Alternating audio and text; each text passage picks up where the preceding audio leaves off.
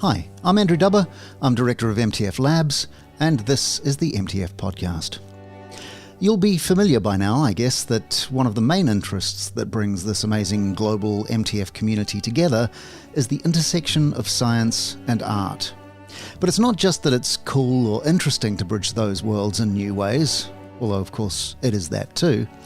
It's also becoming central to our understanding of how the grand challenges of our world, not the least of which involves our stewardship of the Earth, its ecosystems and diverse species, can be urgently addressed.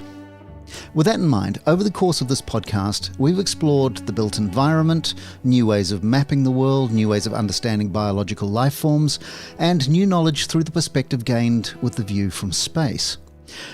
But perhaps one of the richest seams of seldom explored potential for the kinds of new knowledge we need to ensure our ongoing existence is to be found in something that there is more of than pretty much anything else in this world: ocean.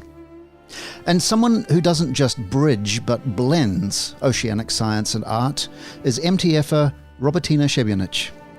Robertina is an internationally awarded artist whose work revolves around the biological, chemical, political and cultural realities of aquatic environments and explores humankind's impact on other species and on the rights of non-human entities. Robertina, it's really great to have you on the MTF podcast. Of course, you were involved in MTF Aveiro in Portugal last year, but I remember we first met at MTF Central in Ljubljana back in 2015. Do you want to start by telling us a little about how you connected with MTF in the first place? It's true. It's quite some while ago that we met and that all this started to happen. So I was at that time working on a performance together with a colleague. It's an audiovisual performance together with colleague Aleš Hink Zargon. And we have been doing different experimental stages, I would say, with ferrofluidic structures, which we went into showing the micro and macro situations real time with the sonic interpretation of it also. And actually, Micha Ziegler organized IRZU festival at that time, also in Ljubljana. And he was the one who connected with Michaela and with you and with the Music Tech Festival and with the organizing Music Tech Lab also in Ljubljana. And he invited me and Aleš to, he encouraged us to be part of it. And he was very happy to introduce us also to Michaela, Alice, and you. And this was somehow how we started to meet then, and then when you spend time together physically at the event, we exchange a lot of thoughts also, especially with Michaela. We had quite nice conversation flow. Since then I'm following what is happening, and I think it's great to have this kind of ways how to follow how the communities are developing also. Because IRZU was kind of a long-running Slovenian sound art festival. Had you done a lot with Miha at that before? Yeah, with IRZU, I was collaborating with different hats, I would say, because I was also for some while in the beginning of 2010, 2012 and so on, working at Ljubljana Multimedia Lab in Ljubljana as a producer. So with Miha, we organized together events also many times. So it wasn't only me as an artist, but also me as an active member of the bigger organization structures, also sometimes collaborating with Miha instead of that. And it was great because his festival, like I always said, it was very boutique. It was small, but it was very interesting. The people he managed to bring to Slovenia also. And I have to say at that time, I didn't travel yet so much. And for me, it was a great opportunity to really get to know different branches of experimental improvisation and sound art in general. So it was kind of really good platform to be involved with. And you say sound art. I mean, you're an artist and you're a researcher, but it's mostly underwater related things, isn't it? I mean, it's sound from beneath the sea. It's sound from aquatic animals. Why? Why is that interesting? Yeah, it's it started very organically. I was actually at the 2012 when I stopped working as a producer and started to be much more involved as an artist and independent, working in different projects, I was invited to take part in a Triennale of Contemporary Art in Turkey, in Izmir. And there, actually, they invited me specific with the idea of combining the knowledge of local scientists and local artists. So I was in the same way working as a, mediator between these two different communities. And at the same time, I was also developing some conceptual frame for a new research, which I was like looking into it, and then spending lots of time in Izmir Bay at the marine station there. And, first it was more on the shores and then also some time with boats and so on. I started to be more interested what is happening. And sound-wise, I have to say that first time I put the hydrophone into the water, it was like getting just immersed into something which I didn't heard before. And this effect is still, even though that I work on this now since several years, is still very, very engaging. And it's very interesting because, it's a sound of something which we don't hear on the daily basis. It's quite foreign.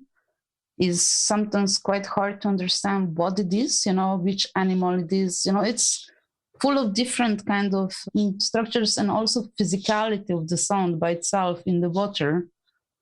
It's like having absolutely different shape, if I call it like that, because it travels wider, it's stronger. It's a very different medium, isn't it?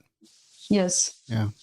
I've got a couple of hydrophones myself. Hydrophones, if you haven't come across the term, if you're listening, is basically a microphone that you can stick in the water. But one of the things that you notice the first time you use a hydrophone is when you record sound underwater, mostly what you hear is people. You hear motors, you hear boats, you hear, those sorts of effects. How big a problem is that? Is that having a particular effect, or should I just try and kind of block that out? No, but that's a very good question, because actually this is something which I came across in the beginnings a lot, I was trying to block out all the human imprint. And then after some while, I realized like more than I will try to delete and clean that sound from the boats and ships and everything else, what is around, I realized that, then I would be just like showing half of the soundscape, which is kind of us being there and our presence, the noisy presence, is this something which I really started to point out on the end of the day. And then from this, I started to develop body work of the sound artwork, which is called Aquatocene, where I'm kind of like mixing together like bioacoustics and acoustics, bioacoustics in the sense of like all these different sounds and songs from fish and shrimps and everything, which is like all the creatures of the sea, I would say. And then also us humans, from the boats and similar. And it happens many times that I go out on field trip to record, and most what I get is like us humans, like with different technological imprints being there. Is Aquatocene your word, or is there a literature of that? Aquatocene is actually my word, it's like I was like playing around with Anthropocene, like defining how the human is actually imprinting everything. And in my conceptual frame about my work, I started to develop also, I call it like aqua formations, it's like the way how we are like changing the water from inside out. Then in this kind of play of words. You mean like terraforming, but underwater? Yes, exactly. Okay, I'm with you. This is happening a lot, and this is something I think in next few years, the topic will be much stronger, because I see already the pace. I remember when I started to work on this in 2012, and, when I started to do compositions in 2016 and so on, there was not such a big interest into this. People have been always asking me like, why this, it's like, sounds very esoterical, or like there have been different ideas, because if we don't know it, we apply something to it, towards it, and not always is something, but it's actually there. I was quite persistent with this because I really wanted to bring this out. And in my work, I try to combine also, to invite also scientists, which they're working on daily basis with this. to also give them the platform which we artists have and share it with them, because I think it's very important to have this mergence of different knowledge coming together. I think it's quite, yeah. Sure, but you are an artist in a very scientific domain. To what extent are you a scientist? Well, I always joke with scientists that I'm a scientist till they let me go. No, but yeah, it's a tricky question because, yes, I'm actually trained as an artist. I finished sculpturing, but since 10 years, I'm working very in depth and I'm very interested into marine. I'm specifically interested into marine science, So, of course, marine science has like many different layers, and it's not only one or another, Oceanography is like, it's combination of biology and so on. So there is also what I see is like people working in this kind of scientific field, they used to have like different combinations of people working together. So I'm then not such a disturbance then anymore, I would say, as an artist. But I would say that I'm very interested into it. I try not to be just fascinated with it, but understand also the context and then work with that further. Okay. Well, as someone who may not be a marine biologist but works near them, I have what might be a really stupid question. Do fish have ears? I would say first, Andrew, there is no stupid questions. Okay. That's very kind of you.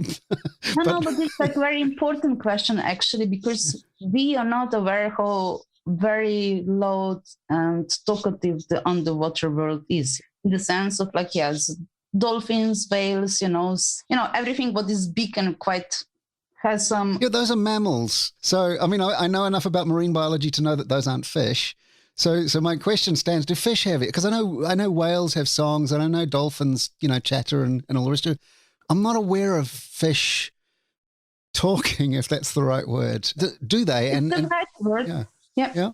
They like to talk and they're very chatty, especially like smaller fish like clownfish and so on. They're very talkative, they really exchange lots of information between each other when they communicate. And how much I was reading and listening into it and also talking with different marine scientists, especially the one working on this kind of topic of bioacoustics. They all say that, they also like, they have their own social structures. And they debate them also, how they're happening. So it's quite interesting to observe that. Yeah, definitely they have ears. And what is the annoying thing with us humans being so loud there with boats and ships and all this is like that they cannot close these ears, So well, nor can we. We don't. We have eyelids, but not earlids. Exactly. Yeah. Do these different species communicate with each other? I mean, the dolphins and whales example. Do dolphins talk to whales, or are they completely oblivious or unaware of what each other is saying? I would say like this. First of all, there should be more extended research about this, but how much I know and how much I came across and how much I spoke with different marine biologists is definitely there have been occasions that there have been interactions between different species. And this interspecies communication, it's happening there because, it's either there's like the same danger or they go for the same hunt, like towards the smaller fishes and schools of fish and so on. So I do believe that they also exchange somehow between not only, because they're very interesting thing, like I came across of excellent scientist who is working with whales, and she's like observing when and how they are as families moving from one part to another and why this is happening, And of course there is different parameters because there is never only one why something is like moving somewhere. But one of very interesting things is she told me that they know which kind of family it is because they have different dialects. So they kind of figured out that this is the same species, but a bit different dialect than the other ones. I like that it's a dialect, not a language or an accent. Yeah. It's that in the middle thing. Yes, exactly. Because I think that's quite interesting and engaging, I think. I was quite interested in, and I did read a lot about this kind of stuff because I think it's important even though that like in my projects, I do speak mostly about this kind of underwater noise pollutants and our presence there, but also I try to explain why our presence is so disturbing. And this is exactly because of this, how and what is happening with all the life, It's interesting because noise pollution, as bad as it is, it's the one kind of pollution where you can just turn it off. Like if it was air pollution or chemicals in the water or anything like that, there's a real problem long term. But for noise pollution, you just flick a switch and it's gone. Is that something that we can actually have some control over and make an impact? Definitely, that's absolutely true. But the problem is that most of our goods and our whatever we consume and whatever we use on daily basis and buy in shops and so on is coming from the transport or cargo ships. And transport and cargo ships was inflating in the last 50 years. It was like 150% more boats. And as we speak, like just last week, there was this Suez Canal evergreen boat stuck. Yep. And I think you also, like everybody was following that. Sure. But now I'm thinking, did it get quiet in the Suez Canal? Definitely. But it was just like less traffic, but most of the boats, they have been still running because they have been waiting that they will drive through. So it didn't help. And what it showed, how something like this can block everything and which kind of panic it started to happen. And mostly what I was finding quite odd instead of this kind of media frenzy was that it was constantly reporting about the billions of dollars of global trade. Exactly. Yeah. And this shows you how very fragile it is and how very important it is also at the same time. Important, because the global economy is kind of like relying on it. So this means that in this case, it's really hard to just switch the motors down. And here's something, like I was actually 2 years ago, I was like on one very interesting boat, Celtic Explorer. It's like a research boat from the Irish government. I was there as an artist in residency to Galway 2020 Vickers and Aerial Sparks project. And it was great to experience that because that was a silent boat. This means that the machinery, the technology, how the boat was put together and where the main machinery and main propellers that have been stationed, it was done differently than other boats. And yes, if we would even drive slower, it's already impacting the levels of the noise pollution which is present.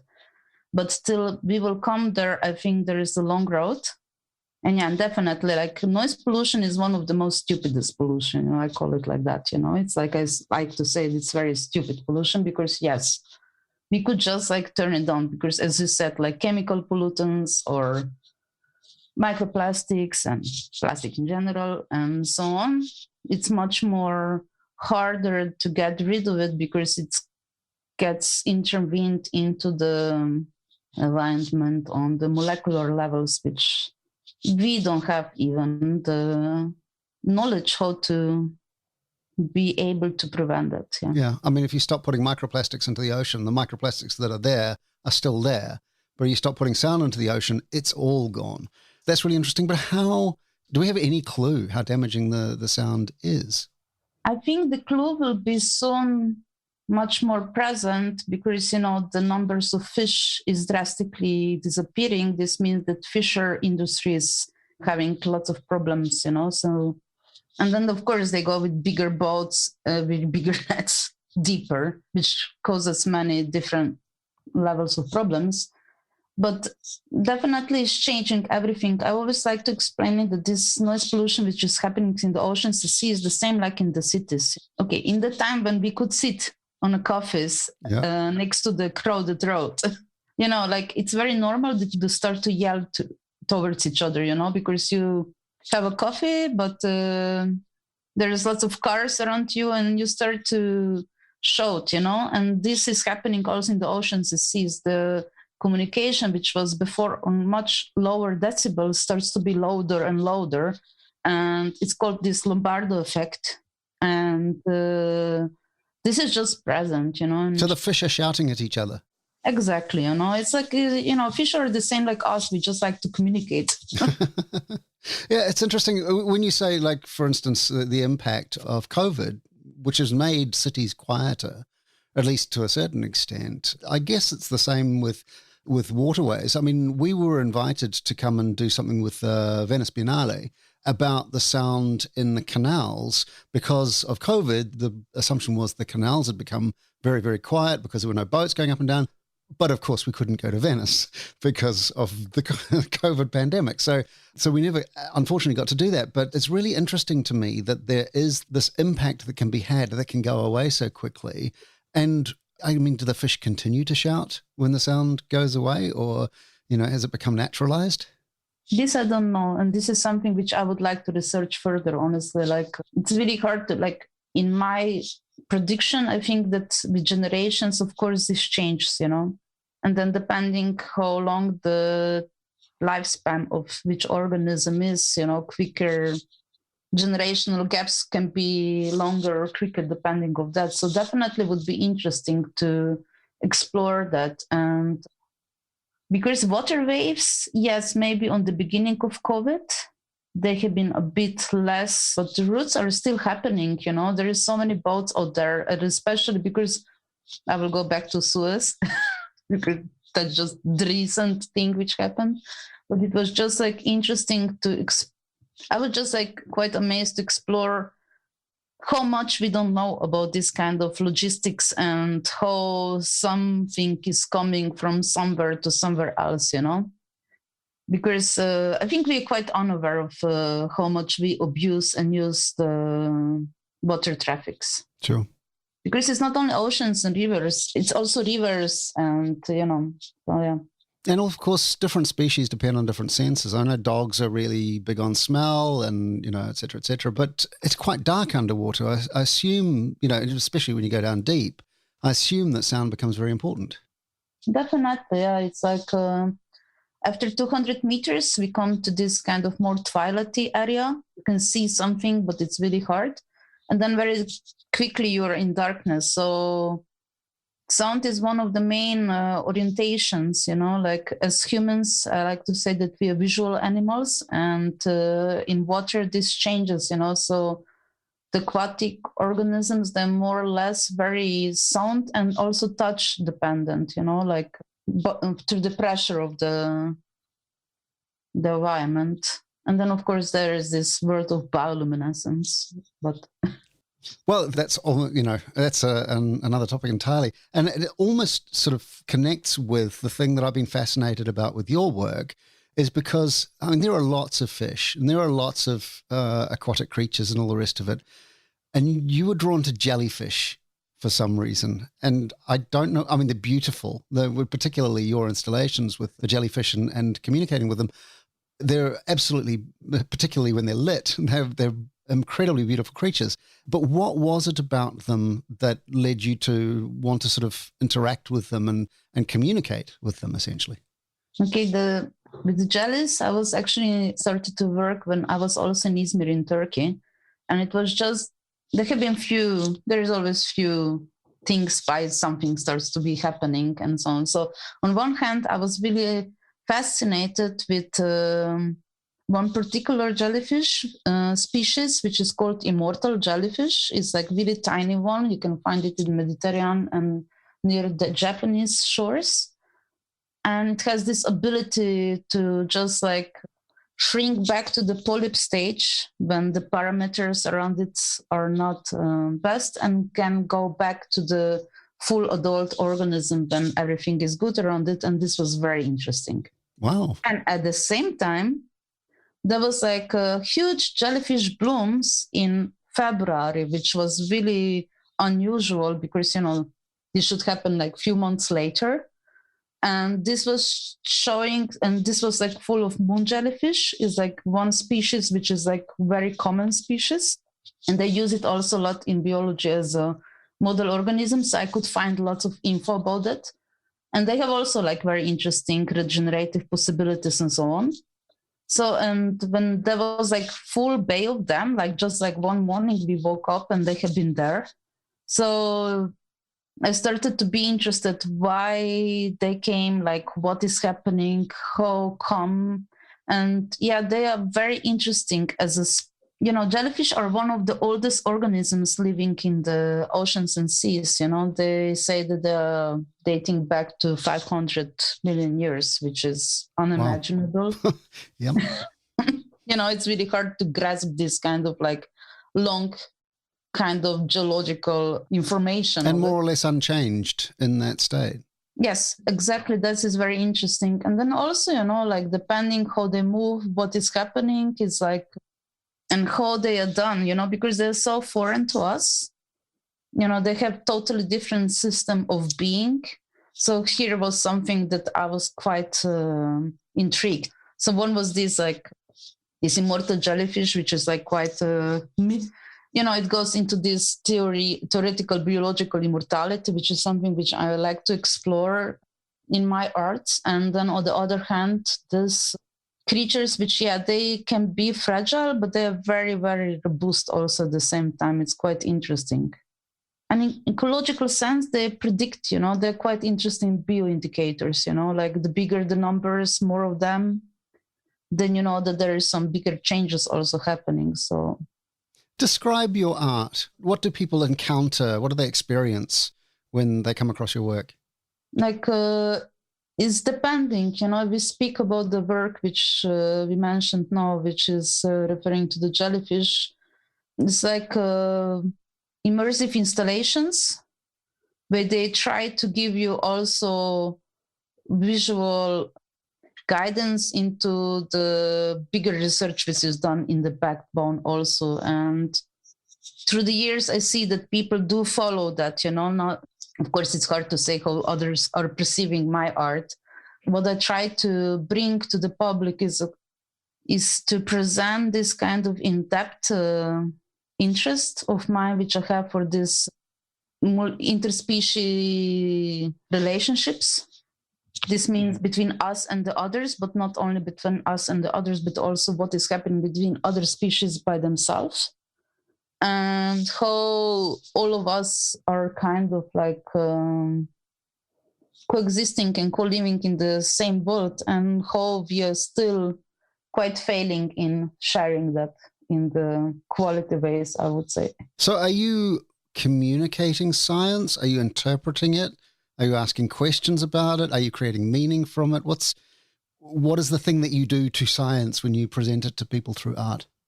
What I try to do is, first of all, to ask questions and to communicate it in the sense of like interpretation of the knowledge which I'm able to grasp, together with all the collaborators, of course, because, in the bigger projects, you're never alone. There is always lots of quite big team of people, which we're all working together towards the presentations and showing the projects. And I also try to, I try to bring it also to some other levels, because, science has its own limitations also as art sometimes, so, and when I combine it together, I try to bring also some other questions in which they wouldn't be raised because of economy, politics, or some other issues which they can happen instead of scientific researches also, because there are some restrictions also which they can be put out.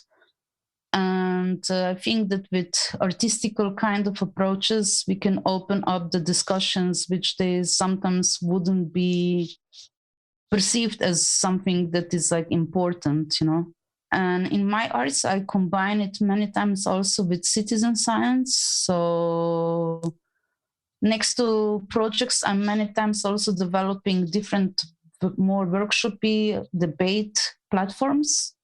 Because, I think that installations, especially art science, it's a field which is very fascinating for me. And I think it's a field that I feel very comfortable in because I'm very curious also about it.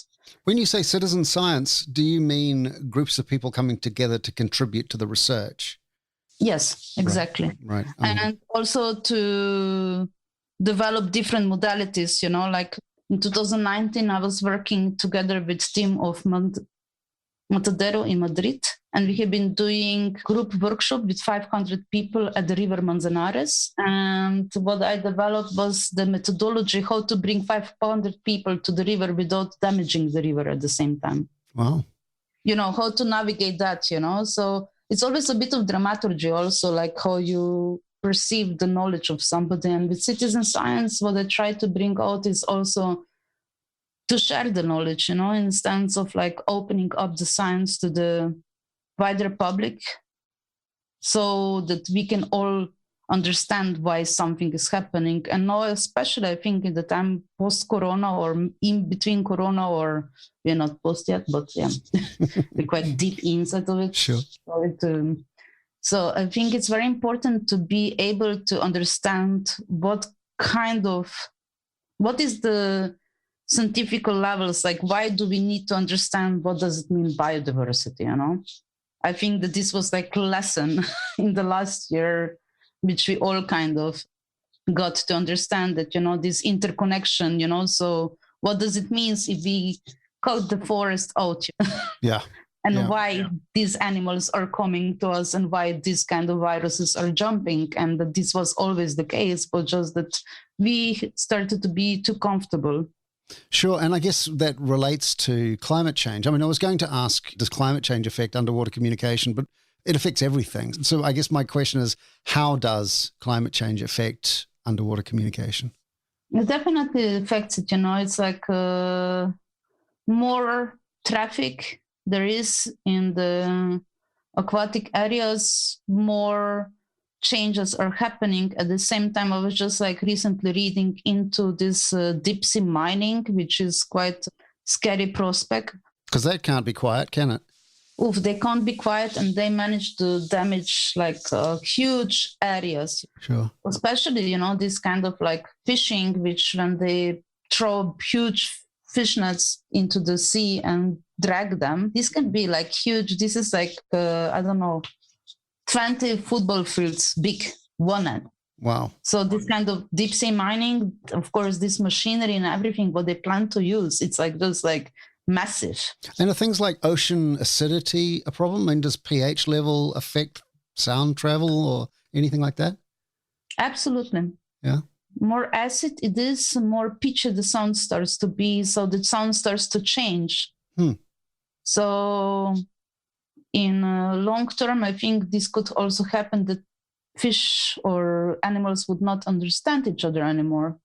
Like when I started to research this underwater pollution and when I started to read about it, I came across like Douglas Adams' lecture about it. He's like a great writer, but he was actually also working a lot on the biodiversity and understanding that. Sure. So he was with biologists. So Mark Howardine was the writer he was with? They did Last Chance to See, I remember, about endangered species. Exactly.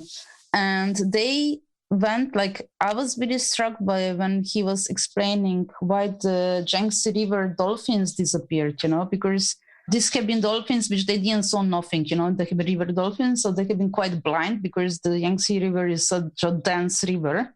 But then because it was also so noisy, they couldn't meet each other anymore because they just couldn't hear each other. So you don't see and you don't... If you don't see and you don't hear, you don't breed. Yes. And then, you don't have kids anymore or, and so on. So that was quite... I think that you can explain in 2 sentences what is the danger and why this is not good, And yes, acidity, like as you mentioned before, the changes in the pH are influencing sound very much. It starts to be really pitchy and uncomfortable, and it starts to travel differently. So, and all these changes, of course, are interconnected into bigger system. So yeah. I'm really curious. Do you eat fish? I mean, it must be strange to consume something that you can have a conversation with. I kind of don't consume so much. I'm more like a plant eater. Okay. Because, it starts to be weird after some while, especially when you start to develop this kind of different relationships with different species.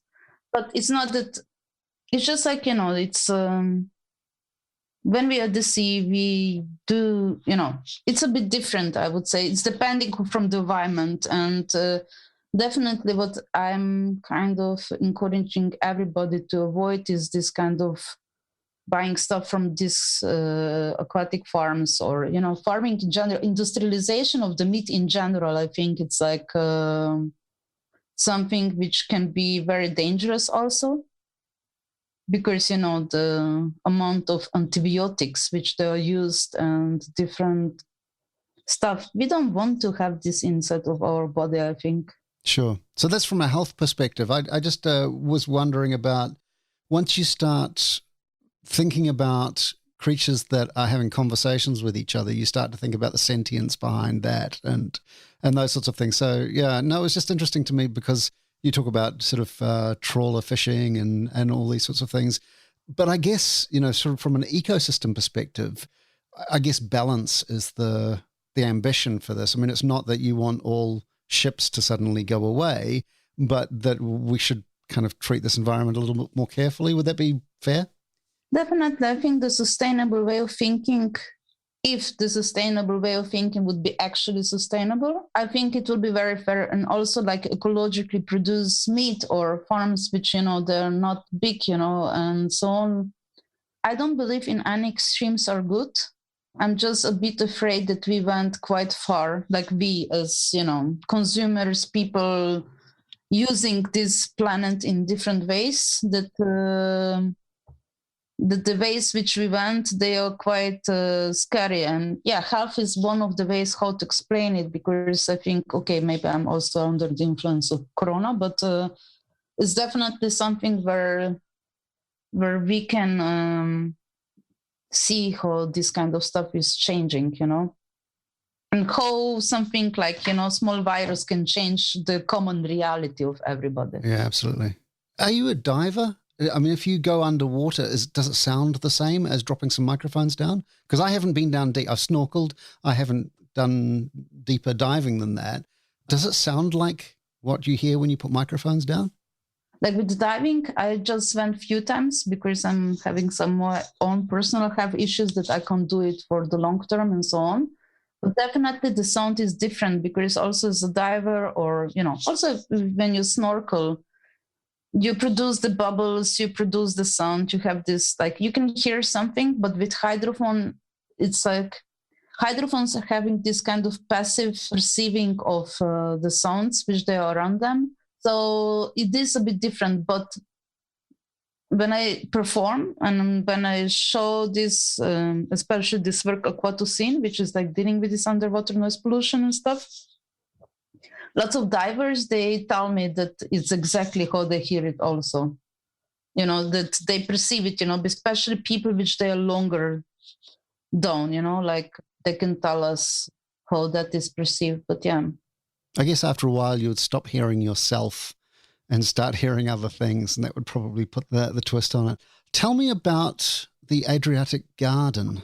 That is something that I came across and I think requires a little bit of explanation. So Adriatic Garden was one of the reactions of last year's situations, I would say. So together with Gino Šutić from UR Institute in Dubrovnik, we have been, it has a bit of a history. Sure, as most things do. Most things do have that, yeah. So when me and Gino in 2018, we have been like artists in residence at Ars Electronica. And in our project, which is called Aqua Forensic, we have been looking a lot, especially on the chemical pollutants and presence of them in the oceans and seas and rivers.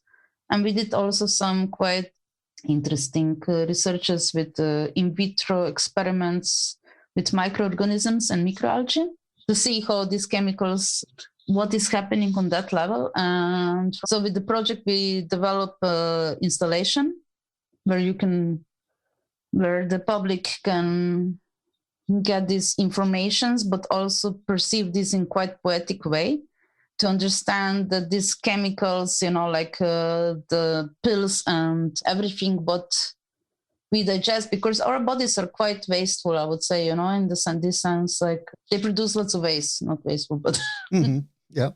So, when you take the pill, only 20% stays inside of your body. 80% of the pill is like going to the dark water, sewage, and to the rivers, and of course ends up in the oceans and seas. So of course this is like through the microorganism, then going back to the bigger organisms, and sooner or later comes to us back with the...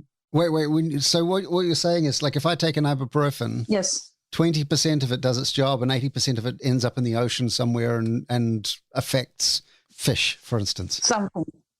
Yes. Wow. It's of course different percentage depending of the different pharmaceuticals, and it's also depending which kind of absorption our body is able to be done. But this was like research we came across with Gino when we have been doing this aquaforensic project. So the project is actually a combination of, there is installation, we develop also workshops so people could see direct impact of chemicals on things, and also scientific paper, which Gino and his colleagues are publishing, I think, in 2 years' time, because it takes time that this goes through. But then last year, especially in beginning of the year, I think it was something like this time, the guys from Ars Electronica, Martin Honsing and Crystal Borer, contacted me and Gino, and we started to talk how they plan to do their program, because they have been started to prepare for online presence. Sure. Because it was quite logical that in September it will be really hard to... Not everyone's going to Linz. No, and it's especially, I think, what they did very good, like what I have to say that our team did very good when they have been thinking was, yes, not everybody's able even to come there. And if you do international festival, which tries to involve people not only from the same continent, but different continents, it's really hard to push people to travel in this kind of very hard, harsh and unknown situations. So they started to develop this kind of online gardens, how they call them, like different points. And with Gino, we proposed at that moment to start to work on this kind of Adriatic Garden, because I live in Ljubljana, but I'm 1 hour drive away from the Slovenian coast, Koper, and I collaborate there with PINA organization a lot. And Gino is living and working mostly in Dubrovnik. So we decided to have like 2 points at the Adriatic coast and start to open this kind of discussions of, yes, what is happening with this kind of water bodies, how we can prevent them. And we did like, there have been exhibitions, like in Dubrovnik, Gino organized like group exhibition, which was part of this Ars Electronica event.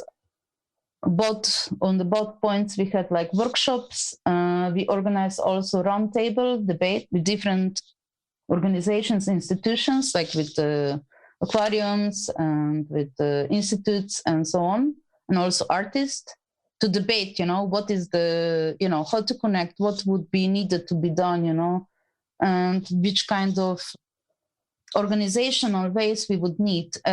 And then, of course, because I'm working as a sound artist, I invited also other sound artists to present, and it was some kind of like podcasty version of it, of a sound exhibition of under and above water of Adriatics.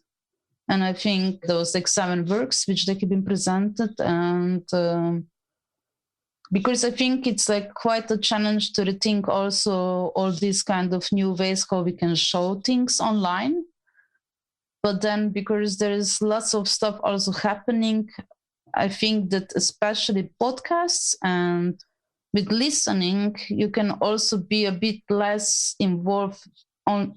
I think that visual is sometimes overrated. I'm 100% with you there. Yeah, as someone who's short-sighted and colorblind and loves a microphone, I know exactly what you're talking about. You record a lot of sound underwater, and you don't just sort of use that sound recording. You make compositions out of it. What does that sound like? How do you do it? And where can people hear it? Yes, and yes, I do record it a lot, and I do work on composition. So I try to record on like I would say it like I come to some locations. I do different levels of recordings. Depending of the length of my hydrophone is the limitation here. But because the water is like such an interesting material, and sound travels so wide and far, it's quite good. You can get quite a lot from specific locations. So then I kind of condense these compositions when I'm like, one thing is like, as a field recording, when you listen from the beginning to the end, is one situation. But in compositions, I try to mix these different vibes of different day.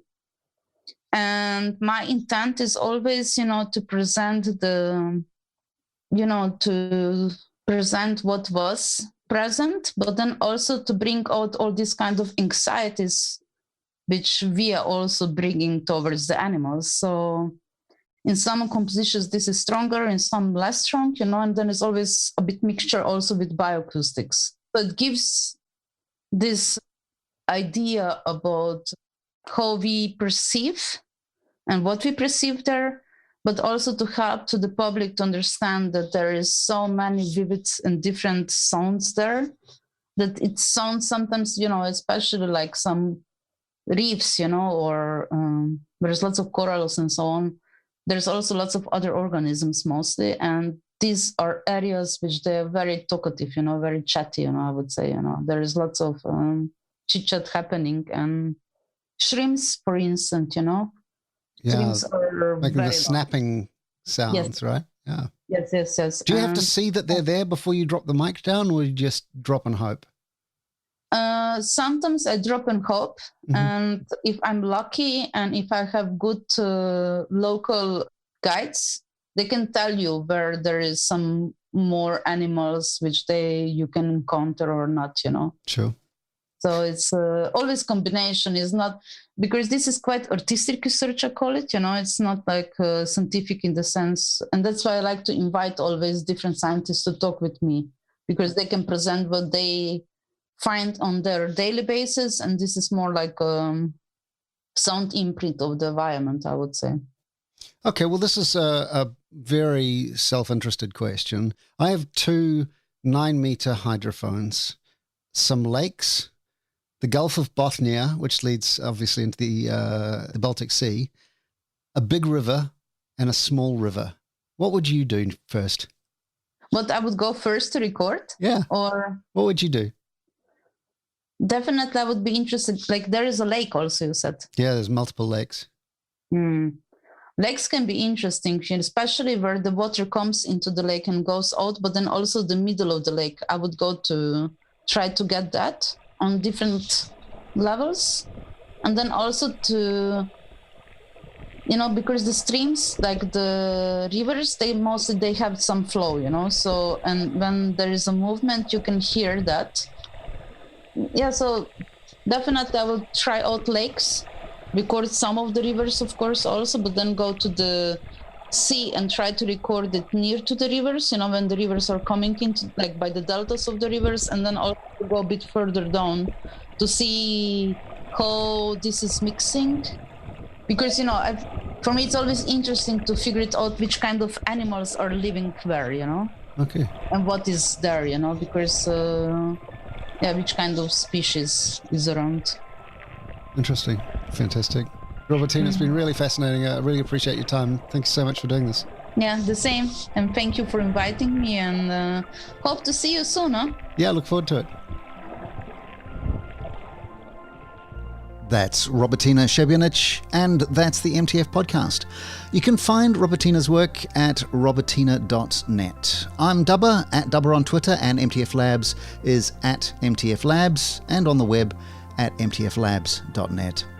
Thanks as always to the team, Sergio Castillo, Mars Starton, Jen Kukuchka, and Run Dreamer, and to Airtone and cellist Romy Koppelman for the music. Thanks to you all for listening. You have a great week, and we'll talk soon. Cheers.